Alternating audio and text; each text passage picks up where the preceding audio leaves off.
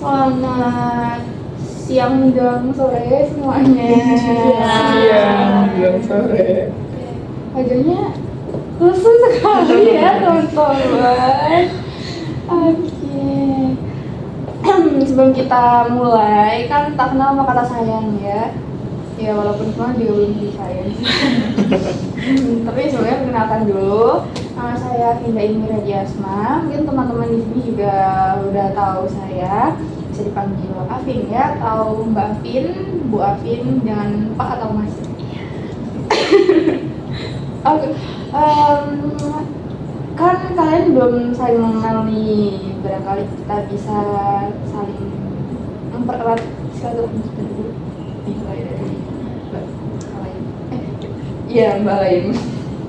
Iya, perkenalkan teman-teman semua, nama saya Alaina Vila, bisa dipanggil Alain. Terus Alain apa? Mungkin bisa dari kesukaan atau yang lain juga. Oke, kalau kesukaan saya ini, saya suka nyemilin es batu. Sama kita. Iya. Oke, terus Maya, perkenalkan nama aku Amira Yasmin Azhara, biasa dipanggil Zara. Kalau kesukaan aku apa ya? Muter-muter gak jelas sih. Muter-muter naik motor maksudnya. Oh, bukan ini gitu bukan ya. Oke, selanjutnya siapa? Perkenalkan, nama aku Azura Permata Ramadhania, biasa dipanggil Zura. Kesukaanku apa ya? Senam. Suka senam, suka olahraga ya. Oh, sehat sekali. Oke. Kebetulan saya sih juga suka olahraga ya. Jadi termotivasi sama Mbak Zura. Lalu selanjutnya, Halo semua, perkenalkan nama saya.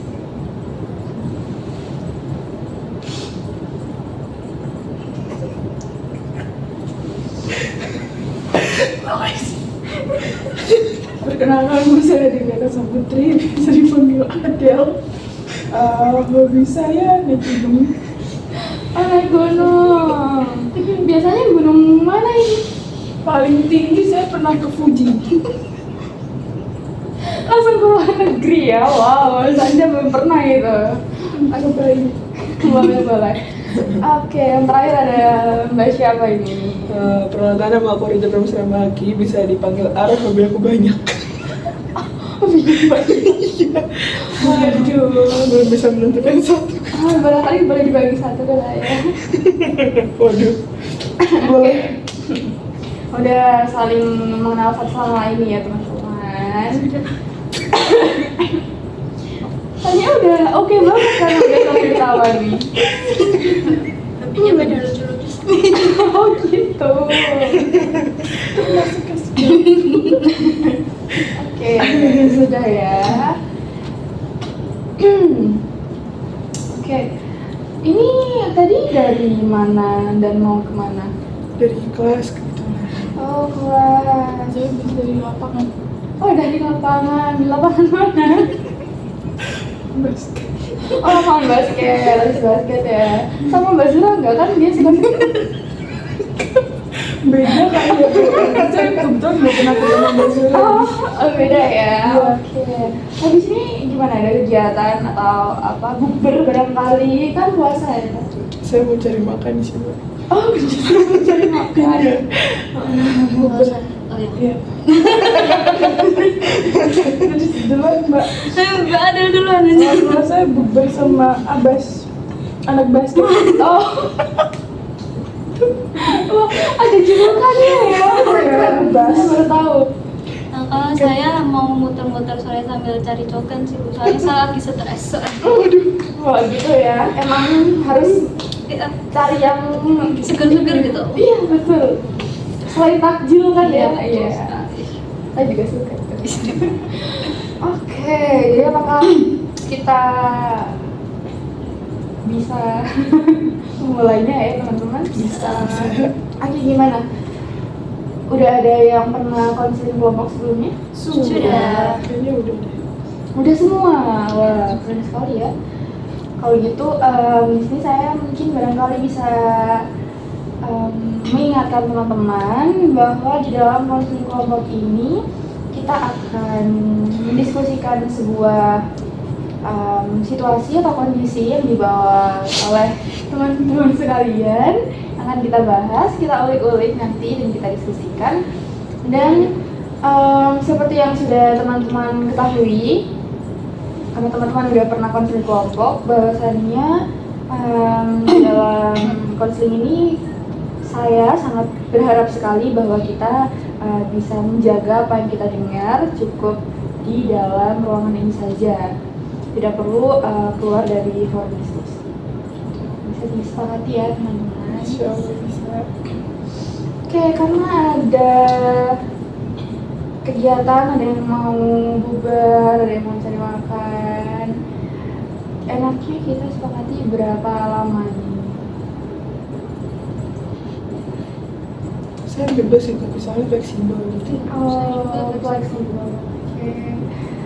Tapi karena harus ada waktunya ya. Gimana kalau kita sepakati di 25 sampai 30 menit? Iya. Oke, boleh ya? Boleh. Gimana?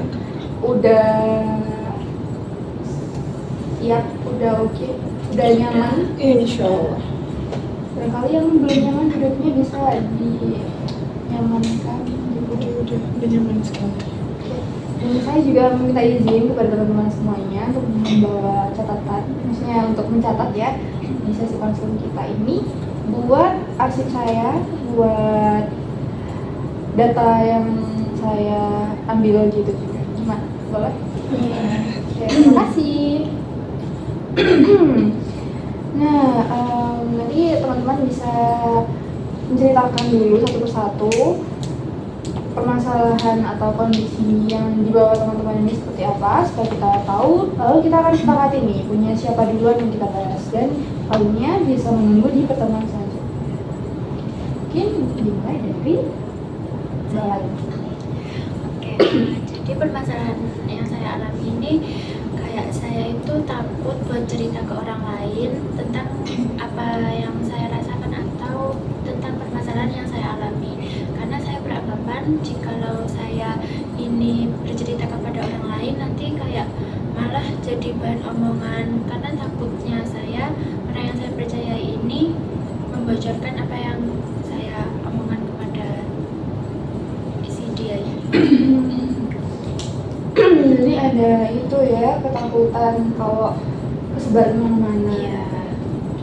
Oke, selanjutnya ada yang Mbak Zahra. Kalau saya lebih ke ini sih, kalau ditanya, kalau dibilang saya nggak pernah cerita kalau ada masalah apa-apa ke orang itu, ya benar. Tapi sebenarnya kayak saya tuh bingung gitu loh mau cerita apa, soalnya saya juga nggak tahu masalah dalam hidup saya itu apa. Wah, ada ini ya, kebingungan. Aku tuh ada apa sih gitu, sampai akhirnya ya tuh nggak ada yang harus disampaikan. Oke, yang selanjutnya. Kalau saya tuh saya merasa semua orang tuh kayak sama aja, nggak bisa dipercaya gitu loh. Karena saya udah pernah nyoba beberapa orang untuk dipercaya, tapi ternyata hasilnya mengecewakan semua jadinya. Ada kesamaan nih ya antara Mbak Zura dan Mbak Laya. Oke, next ada Mbak Del. Kalau saya nggak bisa cerita tentang diri saya kalau misalnya saya lagi merasa ada masalah atau sesuatu yang bisa diceritakan itu, saya nggak bisa cerita ke orang lain. Bukan ke nggak percaya sih, lebih ke nggak mau membebani. Oh, ada itu rasa takut kalau itu akan menjadi tekanan buat orang lain juga. Iya. Oke. Lalu yang terakhir nih dari Mbak Arya.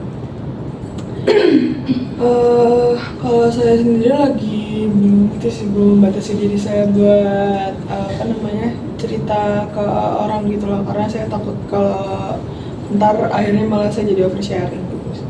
Oh, takut nyesel gitu ya? Iya. Wah, iya, oke, bisa dipahami. Nah, karena teman-teman sudah saling menceritakan kondisinya masing-masing, gimana nih? siapa yang mau dibahas duluan? Kayaknya bisa masalahnya nggak ada deh. Soalnya apa ya tadi nggak bisa cerita karena takut beban gitu ya Mbak ya. Iya gitu. Kayaknya itu tergeneralisasi buat semua orang juga gitu. Oh gitu, sebenarnya ada yang relate juga ya. Oke, gimana nih Mbak Adel? Apakah bersedia buat dibahas hari ini? Boleh. Boleh ya? Oke, mungkin barangkali bisa dijelaskan lebih lanjut. Itu gimana sih? Kenapa cerita-ceritanya? Sebenarnya malah saya nggak sadar sih kalau saya punya pemikiran yang nggak mau cerita ke orang lain karena saya ngomong depan mereka gitu. Sadarnya tuh gara-gara orang apa ya, ada orang terdekat saya gitu 1, 2, 3 yang bilang kalau saya tuh nggak pernah cerita ke mereka gitu. Padahal ya sebenarnya mereka juga nggak tahu saya sebenarnya ini emang ada masalah atau sesuatu yang diceritain apa enggak. Cuma mereka bilangnya seperti itu. Dan apa satu lagi tuh mereka bilang kalau misal saya ini sering banget untuk jadi tempat ceritanya mereka, tapi kenapa saya nggak pernah cerita ke mereka gitu sih. Oke, nggak pernah cerita. Apakah itu adalah sebuah pilihannya Mbak Adel sendiri untuk nggak cerita yang seperti itu, atau ada alasan lain? Setelah saya menyadari itu lebih ke pilihan ya Bu. Untuk sebelumnya saya kan nggak sadar kalau saya nggak cerita gitu kan nggak sadar. Jadi saya nggak terbiasa sih kayaknya dari dulu untuk cerita apa yang saya rasakan gitu, dan saya ngerasa kalau saya sebenarnya tuh baik-baik aja juga, jadi nggak ada yang perlu untuk saya ceritakan gitu. Dan mungkin kalau misal ketika saya lagi sedih atau lagi murung akan suatu hal yang itu ada faktornya maupun enggak, saya lebih milih menyendiri. Dan menurut saya sendiri itu membuat saya si hal yang menyebabkan saya murung dan sedih itu hilang sendiri gitu. Terus ya udah itu saya nggak perlu bercerita juga. Lebih milih untuk merenung gitu ya? Iya sih, lebih ke distract ke hal-hal yang lain. Oke. Itu hal-hal kayak gitu tuh sebenarnya mengganggu nggak sih di hidupnya Mbak Adel? Nggak pernah apa ya, dulunya sih nggak ngerasa kalau itu mengganggu karena kan datangnya juga nggak yang setiap hari ataupun bisa saya perkirakan gitu. Mengganggu sih kalau pas itu terjadi aja. Yang seperti apa itu? Kalau misal saya sedih terus saya harus ngedistract gitu, menurut saya itu mengganggu saya gitu. Apalagi kalau misal di hari itu saya harus melakukan sesuatu yang harus saya lakukan di hari itu, tapi karena itu datang jadi saya nggak bisa menyelesaikan hal itu. Terus rasanya seperti apa? Untuk rasanya ketika saya sedih, Ya, ketika ada hal-hal yang datang ke Mbak Adel, lalu Mbak Adel lebih memilih untuk berdiam diri dan udahlah nggak usah cerita ke yang lain gitu. Itu rasanya gimana? Apakah ada kepuasan tersendiri atau lebih lega? Tahu yang gimana? mungkin awalnya bakal kayak susah ya, kayak aku harus gimana gitu. Secara nggak langsung pikiran terus hati tuh mikir aku harus gimana gitu, karena kan pada intinya saya kan nggak mau cerita ke orang lain gitu ya. Jadi sebisanya saya cari cara untuk diri saya sendiri gimana biar saya bisa relax seperti biasanya gitu. Terus ketika saya udah nemu caranya nih, mau nge-distract, mungkin saya dengerin lagu atau main game atau keluar menyendiri atau di kamar, ya udah itu hilang langsung. Oke, gimana setelah mendengar statementnya Mbak Adel mengenai dirinya, apa? Mungkin ada tanggapan, ada pertanyaan, itu bisa boleh. Oke, ada Mbak. Aku mau tanya sih, kan Mbak Del ini bisa dibilang nggak cerita sama sekali gitu ya mengenai mungkin bisa dibilang permasalahan atau apa yang Mbak Del rasakan ke teman-temannya gitu, sampai menimbulkan pertanyaan dari teman-temannya Mbak Del sendiri gitu loh terkait hal itu gitu. Apakah ada gitu dampak signifikan tersendiri karena dari hal itu ke hubungannya Mbak Del sama teman-temannya gitu? Kalau untuk dampak dari omongan itu sih saya nggak menemukan ya, karena saya ngerasanya hubungan pertemanan saya baik-baik aja gitu. Dan ketika mereka menanyakan hal itu, saya tuh jawabnya ya emang nggak ada yang perlu diceritain gitu. Nanti misal saya pengen ataupun tahu yang saya ceritain, saya pasti cerita kok, saya bilangnya seperti itu. Dan sampai sekarang apakah nggak ada yang mempertanyakan hal tersebut? Beberapa kali ditanyakan, cuma jawaban saya tetap sama sih. Nggak ada apa sih, bisa dibilang apa ya, satu titik dimana ada satu orang nih nanya, terus akhirnya Mbak Del memutuskan buat ngejelasin sedikit lebih jauh terkait apa yang Mbak Del rasakan daripada sebelum-sebelumnya. Jadi bukan jawab nggak apa-apa doang atau nggak ada apa-apa, nggak kenapa-napa gitu.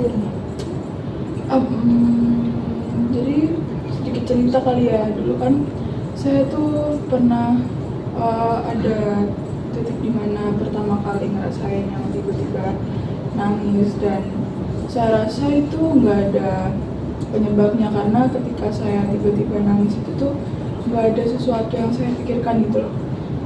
Kayak yang ya udah pikiran saya tuh kosong, cuma di hati tuh berat aja gitu loh. Jadi saya nggak bisa mendefinisikan tentang apa yang sedang saya rasakan gitu. Terus dan itu udah beberapa kali terjadi sampai akhirnya pernah tuh saya sampai ke rumah teman saya kan, naik motor. Jadi di jalan tuh posisinya saya udah nangis gitu.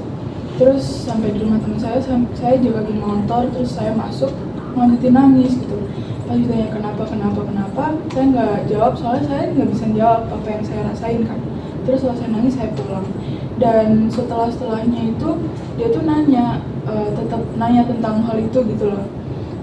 Sebenarnya kamu kenapa, bla bla bla bla gitu. Dan akhirnya saya cerita gitu, karena mau nggak mau ya pengen aja cerita gitu loh, karena dia udah desak juga kan. Ya saya cerita apa adanya, kalau misal saya tuh kemarin nangis tuh nggak tahu sebabnya apa, tiba-tiba ya itu pulang sekolah terus pulang di rumah berkabut sendiri gitu, hatinya sakit banget kayak yang berat banget. Terus saya keluar nangis, udah saya ceritanya gitu doang.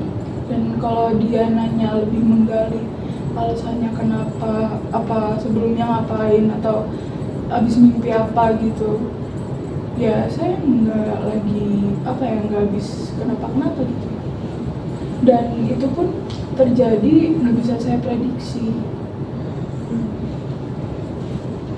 Mau ngasih balikan nih dikit.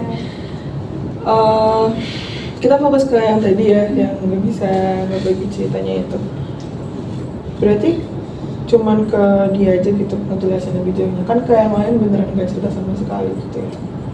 Apakah nggak pernah nyoba gitu buat misal ya at least cuman apa sih namanya, kalau misal ada orang yang nanya misal kenapa apa gitu kan bisa diceritain garis besarnya sendiri gitu lah. Dan kalau dengan Mbak Del bilang kalau Mbak Del bingung atau nggak tahu kenapanya kan juga sudah cukup menjelaskan apa yang Mbak Del rasakan gitu. Iya, pada akhirnya kan saya juga, ya selain sama itu ada sih 1-2 orang lagi gitu, ya lebih, karena ya saya menemui orang baru lagi gitu. Terus mereka tahu tentang saya yang seperti itu dan kemudian bertanya. Ya udah saya jawabnya juga garis besar seperti itu tadi. Oke, seperti itu ya. Kalau dari teman-teman yang lain gimana? Mbak Zura, Mbak lain? Tanya aja sih. Jadi katanya Mbak Adel tuh kan karena nggak bisa cerita sama temennya kan lebih milih buat merenung gitu ya. Setelah merenung apakah perasaannya sudah mereda atau masih ada? Kalau menurut ada kalanya di dalam satu malam tuh kalau merenung terus nge-distract sama musik atau main tuh bisa selesai gitu. Dan ada kalanya juga ada beberapa hari yang tetap kepikiran dan membuat hari saya itu jadi berantakan juga. Terus kalau dibandingin sama yang Mbak Adel tadi cerita, kalau Mbak Adel juga akhirnya bercerita ke temannya itu lebih legaan yang mana? Lebih lega saya sendiri.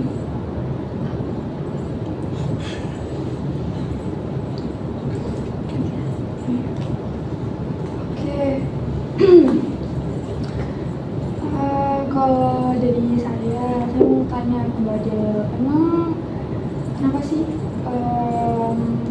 tadi kan juga bilang kalau ada rasa takut membebani itu gimana? Kenapa dan seperti apa? Takut membebani orang sekitar saya kali ya. Karena saya ya karena tadinya kan saya kan itu yang seperti dikatakan teman saya selalu mendengar curhatan mereka. Kalau mereka cerita saya juga menanggapi dan memberi saran gitu. Dari situ saya tahu latar belakang mereka tuh seperti apa dan masalah mereka tuh apa aja gitu. Jadi saya berpikir kalau misal mereka aja bebannya udah seperti itu gitu, apalagi kalau ditambah dengan cerita saya yang masih abu-abu juga kan bisa dikatakan, itu malah takutnya ngebuat mereka tuh jadi ikut terbebani gitu. Karena kan notabene juga bisa dibilang udah deket banget. Oke, gitu ya. Ada rasa takut nih kalau beban mereka bertambah gara-gara apa yang aku ceritain. Seperti itu Mbak Del. Oke, kalau dokter pun seperti apa nih? Saya punya pengalaman yang lumayan sama sih, karena walaupun ya permasalahan yang saya berikan di awal tadi adalah saya takut kalau saya terlalu banyak memberikan cerita saya ke orang-orang gitu ya, tapi pernah sekali dua kali lewat di pikiran gitu, misalnya saya habis cerita atau apa gitu, terus ngelihat reaksinya mereka gimana tuh, saya jadi suka mikir gitu loh, ini kayaknya mereka terlalu itu deh, apa namanya, terlalu terbebani deh kalau aku cerita ke mereka, terus mereka kayaknya nggak suka deh, terus atau mereka kayaknya nggak tertarik sama masalah aku deh gimana gitu, dan itu akhirnya ngebuat aku mengurangi intensitasku buat cerita ke mereka gitu sih. Aku dulu gitu, tapi itu udah melalui itu ya, kayak aku udah cerita dulu ke mereka gitu lah, terus aku lihat responnya mereka gimana, baru aku mutusin buat aku berarti nggak bisa cerita ke mereka gitu, atau aku berarti aku bisa cari orang lain yang bisa apa ya, bisa dibilang membuat aku ngerasa nyaman buat cerita juga gitu loh. Oke, jadi perbedaannya adalah Mbak ini mau gitu untuk menemukan orang lain yang sekiranya oke nih buat aku ceritain gitu. Oke. Nah, begini ya teman-teman, apa yang kita lakukan, apa yang kita rasakan hari ini itu merupakan salah satu bentuk output, sederhananya kayak output gitu ya, dari bagaimana caranya kita memproses sesuatu gitu. Seperti di kasusnya Mbak Adel tadi, Mbak Adel kan mendengarkan banyak sekali nih cerita-cerita dari teman-temannya, mungkin ada cerita-cerita yang berat gitu ya, lalu Mbak Adel memproses bahwa kalau aku cerita ke mereka itu bakal jadi beban buat mereka gitu, aku nanti bakal ngebebanin mereka juga, aku bakal gini, jadi membawai perilaku dan perasaan, berarti mending aku sendirian aja, mending aku merenung aja, mending aku nangis sendiri gitu. Padahal udah muncul nih nangis tiba-tiba, bahkan sambil motoran, itu kan sesuatu yang patut kita pertanyakan ya, ada apa gitu di baliknya. Seperti itu. Jadi bukan karena kita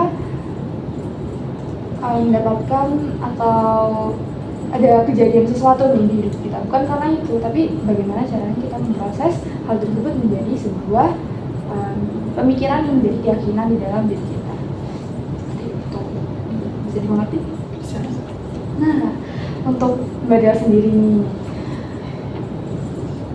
emang ada ya temennya Mbak Del yang bilang langsung ke Mbak Del, aku nggak mau nih dengerin kamu loh kalau cerita jadi ngebebanin diri. Ada nggak yang seperti itu? Nggak ada, kan saya nggak pernah cerita. Nah, berarti belum pernah terjadi kan ya? Belum. Berarti pemikirannya Mbak Del sendiri. Ya, tapi saya takut untuk cerita. Ya takut itu sebenarnya hal yang wajar ya, namanya juga manusia. Saya juga punya ketakutan tersendiri, tapi kan sesuatu yang berlebihan itu bisa jadi sesuatu yang lebih besar gitu daripada apa yang kita pikirkan. Oke, kalau menurut teman-teman seperti apa tanggapan buat Mbak Del yang belum nih, dan Mbak lain dan Mbak juga? Saya Iya, boleh. mungkin pemikirannya Mbak Adel kayak gitu tuh mungkin ya cuma ketakutannya Mbak Adel aja, belum terbukti kalau nanti Mbak Adel itu cerita tapi temennya itu malah menganggap ceritanya Mbak Adel ini menjadi beban kepada teman-temannya. Dan itu mungkin cuma perasaannya Mbak Adel aja. Gimana? Bisa jadi. Gitu. Lalu ketika Mbak Adel memutuskan untuk diam sendirian dan yang lain-lain, terus kekeh sama keyakinannya yang kayaknya jangan cerita deh, nanti jadi beban, nanti gini-gini. Apakah justru itu nggak membebani Mbak Adel? Apakah itu membantu kehidupannya Mbak Adel? Ataukah hidupnya Mbak Adel jadi jauh lebih sejahtera karena keyakinan itu? Karena saya merasakan yang terbebani saya. Jadi ya nggak apa-apa. Dan itu kan nggak yang setiap hari terjadi. Apa membebani diri sendiri itu adalah hal yang oke? Bukan sesuatu yang oke, tapi kayaknya itu yang baik. Kenapa? Apa yang membuat itu jadi sesuatu yang lebih baik? Padahal Mbak Adel ngerasain bebannya sangat besar karena nggak bisa mengeluarkan emosinya, nggak bisa ngungkapin apa yang Mbak Adel rasain sampai nangis tiba-tiba. Karena saya bisa handle itu sendiri. Mbak Adel bilang Mbak Adel bisa ngehandle itu sendiri, tapi jadi Mbak Adel juga mengatakan bahwa ada masanya ketika Mbak Adel juga membiarkan teman-teman tahu gitu tentang dirinya Mbak Adel. Tadi yang ketemu sama teman-teman juga waktu Mbak Adel nangis, itu seperti apa? Gimana? Kenapa ada perbedaan? Walaupun teman saya tahu saya nangis kan, saya cuma pengen pulang aja gitu loh. Karena saya tahu sih kalau misal saya nangis di jalan terus-terusan pikiran saya kacau nggak berhenti. Padahal soalnya itu juga jarak rumah saya dari jalan itu tuh jauh gitu, lebih dekat dari jalan itu ke teman saya, makanya saya ke teman saya. Oke. Makanya saya mampir dulu buat nangis, terus pulang, terus nyelesain sendiri. Bukankah nangis dan ngasih tahu itu ke teman juga termasuk ke bagian dari memberikan informasi gitu ya, termasuk ke cerita walaupun nggak secara verbal? Mungkin iya, apa ya, saya bisa cerita kalau saya nangis dan saya lagi sedih gitu. Dan mungkin juga saya mikir kalau itu bukan suatu jawaban yang mereka harapkan gitu loh, dari apa yang mereka lihat. Gimana? Kayak misal saya kan lagi sedih, saya nangis, terus teman saya ngeliat, pasti mereka di kepala mereka tuh pasti kepikirannya kayak ini kenapa, terus faktornya apa yang ngebuat dia nangis, sedangkan saya sendiri kan nggak tahu. Padahal kan tadi temennya Mbak Adel juga ya it's okay kan Mbak Adel nangis di depannya, Iya, it's okay. Ya cuma itu aja sih. Lalu kenapa tetap seperti itu? Karena kayaknya lebih enak diselesaikan sendiri deh. Kalau menurut Tonton gimana? Saya mau kembali ke Badal yang rasa bahwa bakal membebani teman-temannya sih. Gini deh, dia kan tadi Badal juga bilang kalau teman-temannya juga cerita nih, cerita cukup banyak dan bisa dibilang berat juga ya ke Badal. Badal pernah ngerasa cukup banyak akan hal itu kah? Bukan terbebani sih, lebih ke saya mikir solusinya gimana biar dia tenang. Apakah terbebani?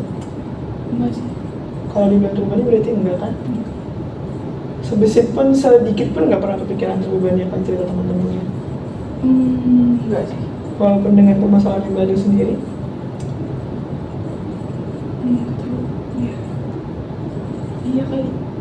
Lalu kenapa itu berlaku ke semua teman-teman yang Badal? Karena mereka teman-teman saya nggak mau mereka itu. Ya udah, ya itu tadi poin yang nggak mau dia terbebani sih. Saya nggak mau mereka mikir akan saya gitu loh. Iya, lalu ketika Mbak Adel lagi diceritakan oleh orang dengan permasalahan Mbak Adel sendiri, Mbak Adel kan nggak menganggap itu semua membebani Mbak Adel sendiri, terus kenapa orang-orang akan berpikir begitu? Emang sudah ada bukti jelasnya kalau mereka akan merasa terbebani kalau Mbak Adel cerita. Mbak Adel kan belum pernah nyoba buat cerita ke mereka. Nggak ada sih, saya cuma nggak mau akhirnya seperti yang saya pikirkan. Kalau dicoba nggak akan ada yang tahu dong. Tahu gitu dari mana?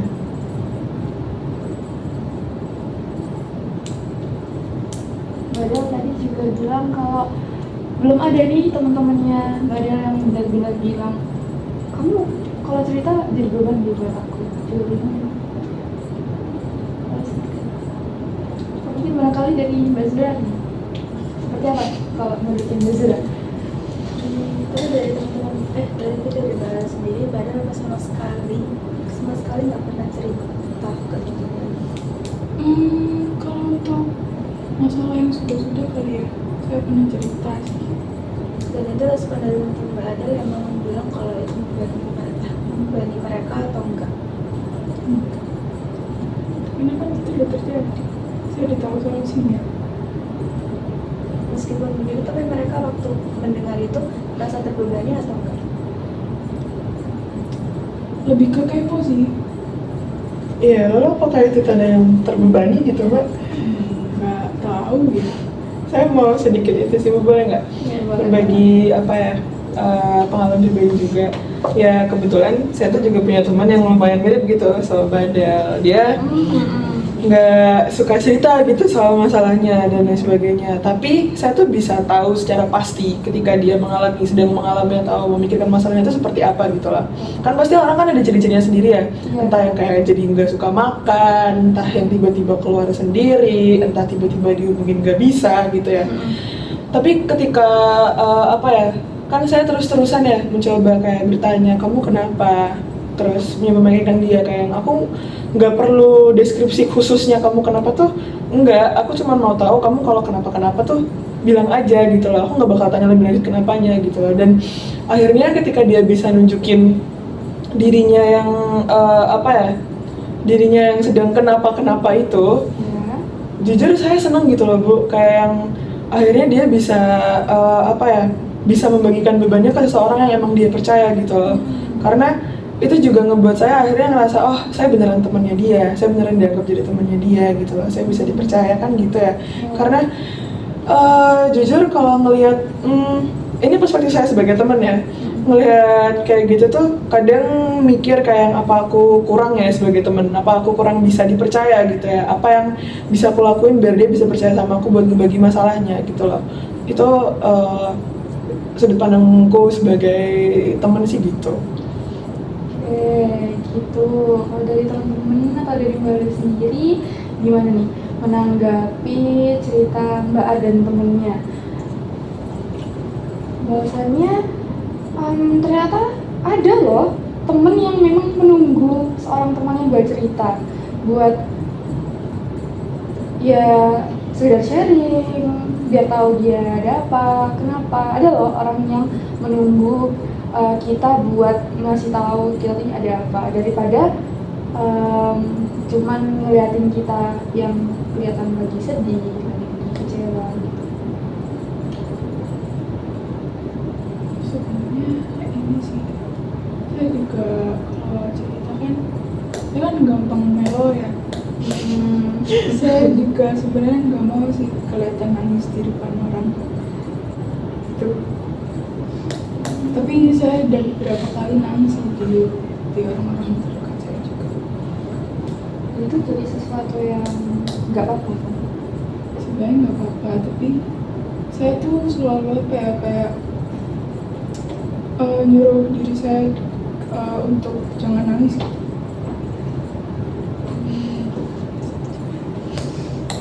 Jangan nangis. Padahal nangis itu adalah sesuatu yang manusiawi. Pokoknya nggak boleh kalau kita nangis. Boleh, Iya kan? Boleh kan? boleh, Boleh. tapi cuma nggak mau dilihat aja. Padahal tadi juga ada teman-teman Badel yang ngeliat. Iya, karena itu saya kelepasan. Lalu apakah itu berarti Badel melanggar sesuatu? Kan tidak. Berarti nggak apa-apa dong. Berarti hanya perasaannya Badel saja dong. Kalau mereka bakal beban. Coba gini deh, posisikan jadi temennya Badel. Kalau misalnya temennya Badel ini melihat Badel yang nangis, terus yang terlihat merenung, sedih, kecewa, dan yang lain-lain, atau mungkin tatapannya kosong gitu, lalu pas mereka tanya, kamu kenapa? Enggak apa-apa. Gimana perasaannya mereka? Apakah mereka bakal oh iya udah nggak sih? Apakah akan terus bertanya-tanya ini orang kenapa gitu? Apa mungkin apa yang ada yang salah ya sama aku? Apakah aku ini yang menyebabkan gimana? Kalau ada yang seperti itu? Iya sih, kebanyakan lebih ke terus bertanya sih. Nah, berarti kan sama ya seperti perspektifnya si Mbak Ar tadi yang menunggu temannya buat bercerita. Karena it's okay. Bahkan Mbak Adel di sini juga sedang bercerita ke kita semua. Lalu apakah ini menjadi beban buat kita? Nggak ada yang ngerasa beban kok. It's not even a burden. So, Dan itu juga sih Baca kan bilang nggak mau jadi beban ya. Bukankah dengan Mbak Adel nggak cerita pun itu juga bisa jadi beban ya buat mereka? Justru akan bisa menjadi beban buat mereka. Malah mereka mempertanyakan diri mereka sendiri, apa aku yang salah, aku harus gimana biar nggak kenapa-kenapa. Bukan dari itu, bukan dengan Mbak Adel malah menjelaskan bahwa aku lagi agak nggak enak, cuman aku nggak tahu penyebabnya apa, bukan kalian kok atau gimana. Bukankah itu membuat mereka menjadi lebih tenang gitu loh. Kayak at least mereka tahu gimana kondisinya Mbak Adel gitu loh pada saat itu.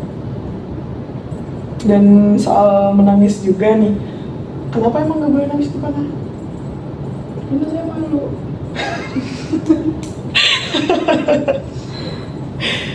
itu kan hal yang wajar ya. Tapi ketika bukan berarti kita harus menutup emosi kita gitu, karena menangis, marah itu juga hal yang manusiawi gitu. Ya buat apa nangis diciptakan kalau nggak boleh dilakuin ya? Iya. Gitu. Manusia kan juga makhluk sosial ya. Kalau bisa minta bantuan sama orang lain, bisa ditemenin, bisa begitu, kenapa enggak? Fungsinya manusia yang diciptain buat apa dong? Masa senang-senangnya doang sama yang lain, terus sedihnya ngurung diri sendiri gitu. Gimana nih tanggapannya teman-teman? Nah, sepertinya ikutan berpikir juga deh.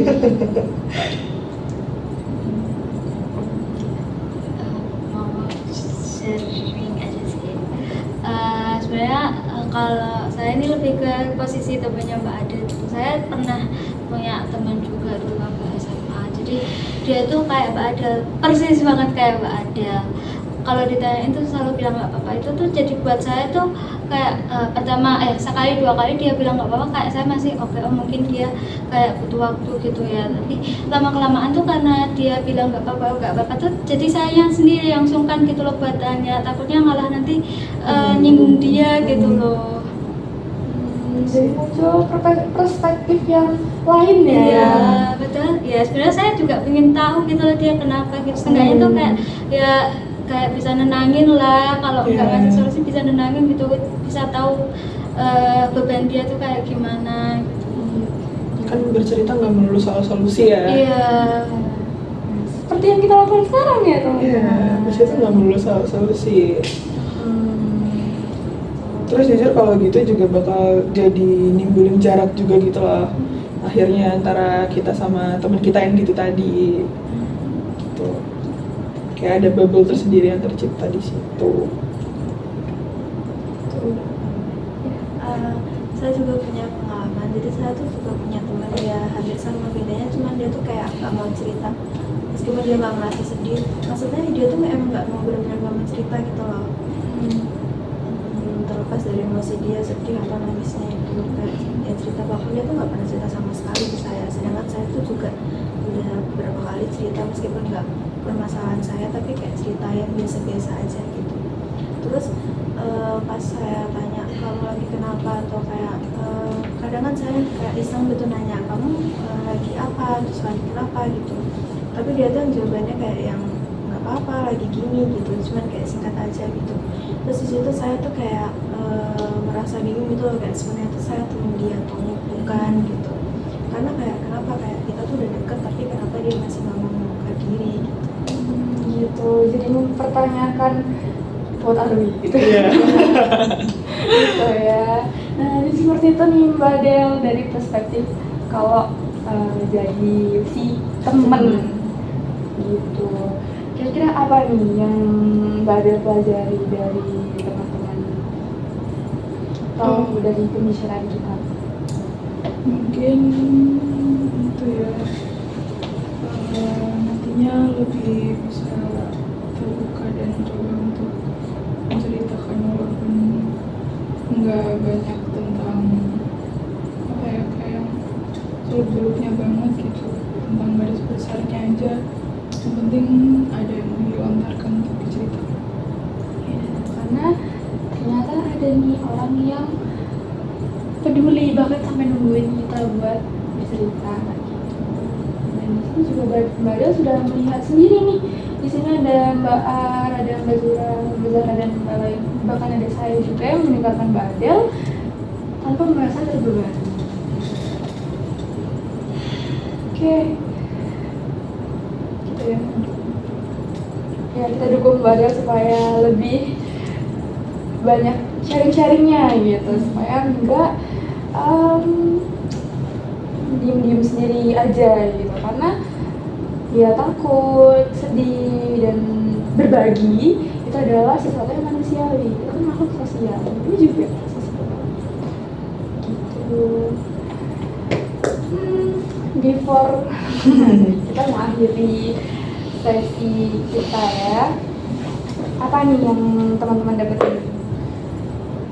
Siapa yang mau melontarkan closing statement? Oh, dari Mbak Del sendiri. Oke, gimana nih Mbak Del?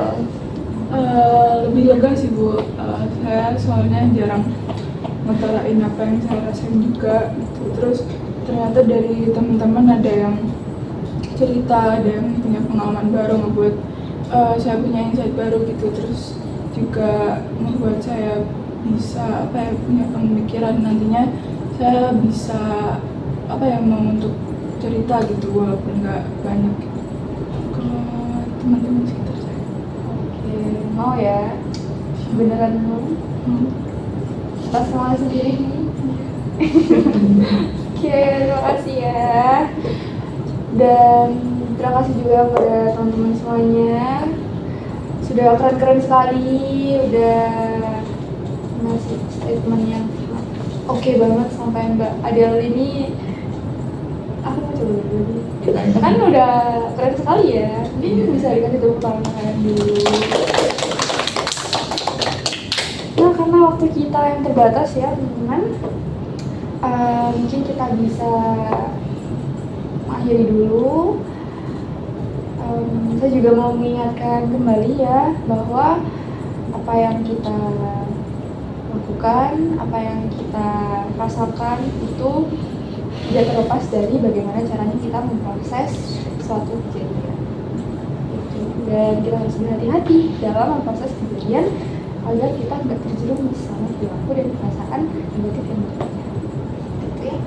Oke, nanti di next pertemuan selanjutnya kita bisa membahas lagi soal Mbak Adel di awal, lalu kita akan lanjutin ke teman-teman selanjutnya dan kita sepakati juga ya nanti siapa yang bakal kita bahas.